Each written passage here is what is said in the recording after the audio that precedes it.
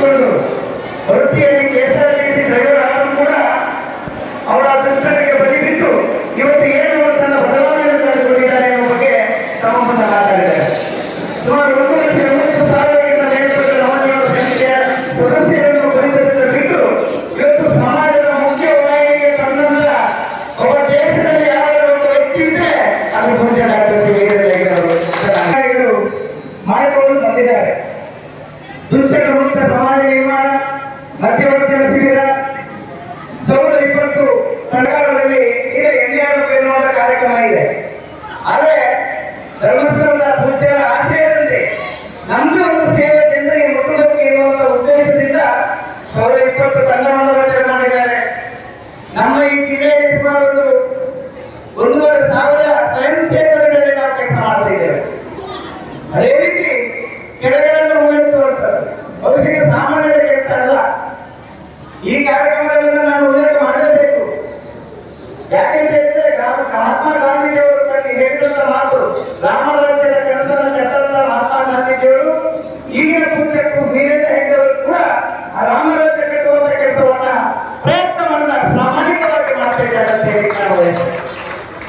ಆದ್ದರಿಂದ ಇವತ್ತು ಸುಮಾರು ನಮ್ಮ ಈ ಜಿಲ್ಲೆಗೆ ನಾನು ಹೇಳ್ಬೇಕಾದ್ರೆ ಸುಮಾರು 29 ಕೆರೆಗಳನ್ನು ಹೊಡೆಯುತ್ತೆ. ನನಗೆ 4 ಜಿಲ್ಲೆ ಬರುತ್ತೆ. ಬೀದರ್ ಆಗಿರ್ಬೋದು, ಗುಲ್ಬರ್ಗ ಆಗಿರ್ಬೋದು, ಯಾದಗಿರಿ ಆಗಿರ್ಬೋದು, ವಿಜಯಪುರ ಜಿಲ್ಲೆ ಆಗಿರ್ಬೋದು. ಸುಮಾರು 69 ಕೆರೆಗಳನ್ನು ಹೊಡೆಯುತ್ತೆ.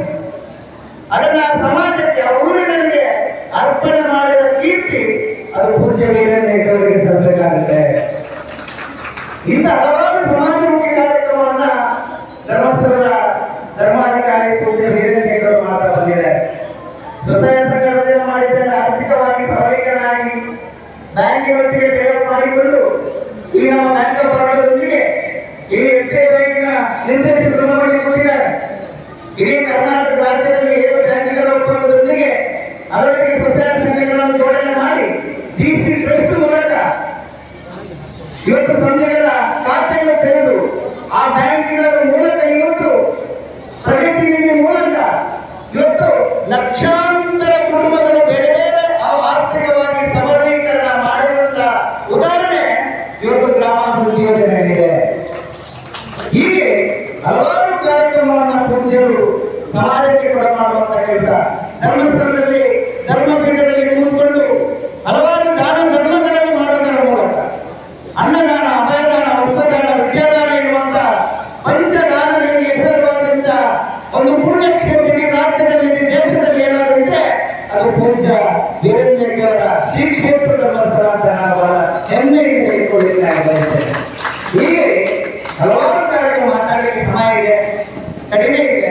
ಅದಕ್ಕೆ ಬೇಕಾಗಿ ಇವತ್ತು ಬಹಳ ದೊಡ್ಡ ಕ್ರಾಂತಿಯನ್ನ, ಮೌನ ಕ್ರಾಂತಿಯನ್ನ, ಮೌನ ಸಾಧನೆಯನ್ನ, ಮೌನ ಬದಲಾವಣೆಯನ್ನ, ಮೌನ ಬೆಳವಣಿಗೆಯನ್ನ ಮಾಡುವುದರ ಮೂಲಕ ಸಮಾಜದ ಕಟ್ಟಕಡೆಯ ವ್ಯಕ್ತಿ ಕೂಡ ಅವನ ಸಾಮಾನ್ಯನ ಎಲ್ಲರಂತೆ ನಾನು ಹೇಳುವಂತ ಮುಖ್ಯ ವಾಹಿನಿಗೆ ತರುವಂತ ಒಂದು ಪ್ರಾಮಾಣಿಕ ಪ್ರಯತ್ನವನ್ನ ಈ ಗ್ರಾಮಾಭಿವೃದ್ಧಿ ಯೋಜನೆ ಮಾಡುತ್ತಿದೆ ಅಂತ ಹೇಳಿ ಬಹುಶಃ ಇವತ್ತು ಬಹಳ ಒಳ್ಳೆಯ ಕಾರ್ಯಕ್ರಮವನ್ನ ನಮ್ಮ ಜನಜಾಗೃತಿ ವೇದಿಕೆ ಗುಲ್ಬರ್ಗ ಜಿಲ್ಲೆಯವರು ಆಯೋಜನೆ ಮಾಡಿದ್ದಾರೆ.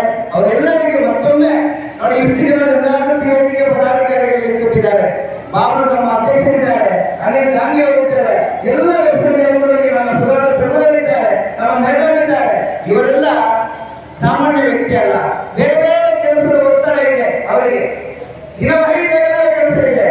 ಆದರೂ ಪೂಜ್ಯ ವೀರೇಂದ್ರ ಹೆಗ್ಗಡೆಯವರು ಆಗಿದ್ದಂತ ಜನಜಾಗೃತಿ ಕಾರ್ಯಕ್ರಮದಲ್ಲಿ ನನ್ನ ಒಂದು ಪ್ರಾಮಾಣಿಕ ಅಗಲಿ ಸೇವೆ ಮುಖ್ಯ ಅಂತೇಳಿ ನಿಮ್ಮ ಸೇವೆಗೆ ಇಂಥ ಗಣ್ಯರ ಮುಂದೆ ಬಂದು ನಿಂತಿದ್ದಾರೆ. ಅವರಿಗೆ ದೊಡ್ಡ ಚಪ್ಪಾಳೆ ಕೊಡಬೇಕು ಅಂತ ನಾನು ಇನ್ನೊಂದು ಮಾತು ಹೇಳಿ ನಾನು ಬಯಸ್ತೇನೆ. ನನ್ನ ಪ್ರಾದೇಶಿಕ ಸೇವೆ ವ್ಯಾಪ್ತಿಯಲ್ಲಿ ಈ ವರ್ಷ ಶಾಲೆಗಳಿಗೆ ಜ್ಞಾನದೀಪ ಶಿಕ್ಷಕರನ್ನು ಕೊಟ್ಟಿದ್ದಾರೆ. ಸುಮಾರು ರಾಜ್ಯದಲ್ಲಿ 1,000 ಜ್ಞಾನದೀಪ ಶಿಕ್ಷಕರನ್ನು ಕೊಟ್ಟಿದ್ದಾರೆ. ನಮ್ಮ 4 ಜಿಲ್ಲೆಯಲ್ಲಿ ಸುಮಾರು 106 ಜ್ಞಾನದೀಪ ಶಿಕ್ಷಕರನ್ನು ಕೊಟ್ಟಿದ್ದಾರೆ. ಅರ್ಥ ಮಾಡಿಕೊಳ್ಳಿ, ಎಲ್ಲಿ ಶಿಕ್ಷಕರ ಕೊರತೆ ಇದೆ, ಆ ಶಿಕ್ಷಕರ ಕೊರತೆಯಿಂದ ಶಾಲೆಯಲ್ಲಿ ಮಕ್ಕಳಿಗೆ ಶಿಕ್ಷಣದಲ್ಲಿ ವಂಚಿತರಾಗಲಿಕ್ಕೆ ಬಾರದು ಅಂತೇಳಿ ಇವತ್ತು ಆ ಜ್ಞಾನದೀಪ ಎನ್ನುವ ಹೆಸರಿನಡಿಯಲ್ಲಿ ಶಿಕ್ಷಕರನ್ನು ಕೊಡುವಂಥದ್ದು. ಧರ್ಮಸ್ಥಳದ ಧರ್ಮಾಧಿಕಾರಿ, ಧರ್ಮಸ್ಥಳದ ಗ್ರಾಮಾಭಿವೃದ್ಧಿ ಯೋಜನೆ ಎಲ್ಲ ಕಾರ್ಯಕ್ರಮವನ್ನ ಸಮಾಜಕ್ಕೆ ಕೊಡುವಂತ ಒಂದು ಪ್ರಾಮಾಣಿಕ ವೇದಿಕೆಗೆ ಆಹ್ವಾನಿಸಿದ್ದೇವೆ.